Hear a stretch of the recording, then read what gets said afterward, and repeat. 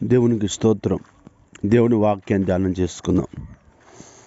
నా మీద లేచువారందరికంటే నన్ను హెచ్చుగా దీవించువాడవు నీవే, హెచ్చించువాడవు నీవే. ఈ వాక్య భాగాన్ని గమనిస్తే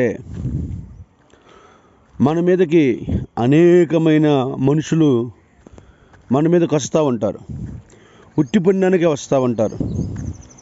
మన మీదకి, మన కుటుంబం మీదకి, మన బిడ్డల మీదకి, మన సమస్త విషయంలో కలగ చేసుకొని గొడవ పెట్టుకొని మనల్ని భయంకరమైన శోధనలోకి తీసుకొని పోతూ ఉంటారు.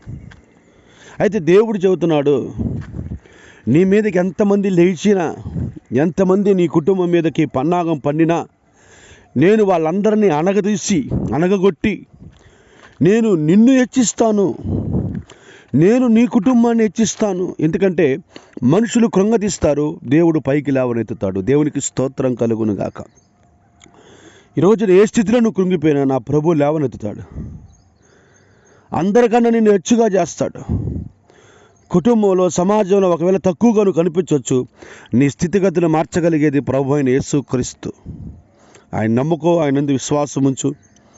నిన్ను, నీ కుటుంబాన్ని ఉన్నత స్థితిలోకి దేవుడు తీసుకెళ్తాడు. దేవుడి మాటలు దీవించును గాక. ఆమేన్.